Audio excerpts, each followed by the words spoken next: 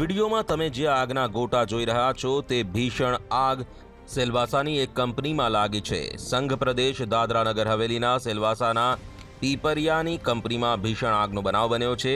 આ કંપની છે હેમિલ્ટન કે જે થર્મોસ સહિતની અનેક પ્લાસ્ટિકની વસ્તુઓ બનાવે છે। આ આગ ગણતરીની ક્ષણોમાં કંપનીના 3 માળના બિલ્ડિંગમાં પ્રસરી ગઈ હતી અને કંપનીનું આખું બિલ્ડિંગ આગની જ્વાળાઓમાં લપેટાઈ ગયું હતું। આગનું વિકરાળ સ્વરૂપ જોતા સેલવાસ સહિત વાપી, સરીગામ અને દમણના ફાયર ફાઇટરોની મદદ લેવામાં આવી હતી।